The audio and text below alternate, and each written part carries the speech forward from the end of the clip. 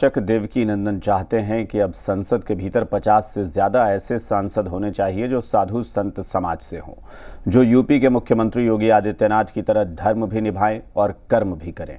यानी कानून व्यवस्था मजबूत करने के लिए इन साधु संतों को अब सदन के भीतर माननीय का चोला डालना होगा ताकि देश और विकास करे।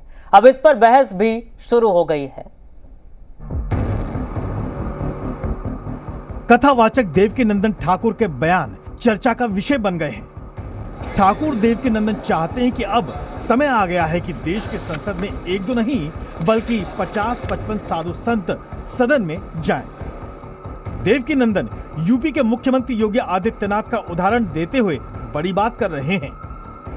50-55 धर्माचार्य सदन में जाने चाहिए। उसके पीछे रीजन योगी जी को देख लो। एक बाबा बैठा ले, हमने एक बाबा बैठे हैं। पूरे उत्तर प्रदेश में कहा चल रहा है विकास ही विकास चल रहा है, विकास ही विकास चल रहा है। कथावाचक बाबा के बुलडोजर से भी प्रभावित हैं। उनका पूरा जोर मजबूत कानून व्यवस्था बनाए रखने को लेकर है।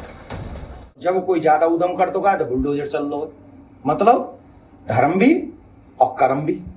तो जब धर्माचार्य जाएंगे सदन में जाएंगे तो लिविंग रिलेशनशिप जैसे कानून नहीं बनेंगे। स्कूल में मेरे बच्चों को बॉलीवुड के सॉन्गों पे नहीं नाचना पड़ेगा। कोई भी मेरे बच्चों को तिलक लगाने से नहीं रोक पाएगा।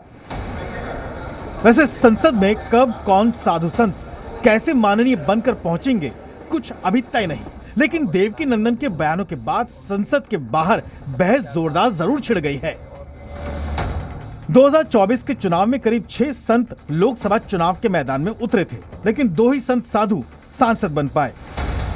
बीजेपी से साक्षी महाराज ने अपना चुनाव जीत लिया था, जबकि चिंतामणि महाराज भी सरगुजा लोकसभा सीट से अपनी सीट जीत पाए थे। सीकर सीट से सुमेधानंद सरस्वती अपनी सीट नहीं बचा पाए, जबकि वो 2 बार सांसद रह चुके हैं। इसी तरह फतेहपुर लोकसभा सीट से साध्वी निरंजन ज्योति भी हार गईं, जबकि गोरखपुर से अर्थी बाबा अपनी सीट नहीं बचा पाए, वो निर्दलीय चुनाव लड़े थे। इसी तरह नासिक से शांतिगिरी महाराज भी अपना चुनाव हार गए थे। सवाल यह भी है कि क्या देवकीनंदन खुद भी संसद जाने की तैयारी कर रहे हैं? तो आपको बता दें कि देवकीनंदन के ऐसे कोई इरादे नहीं दिखते। एमपी और एमएलए मुझे कभी नहीं बनना है। ठाकुर जी ने मुझे चुनाव लड़ने के लिए नहीं भेजा है। आपको याद दिला दें कि अभी लोकसभा चुनाव में करीब 5 साल बचे हैं, यानी 2019 में क्या ऐसा कोई संसद का नजारा होगा, देखना दिलचस्प होगा। ब्यूरो रिपोर्ट, जी मीडिया।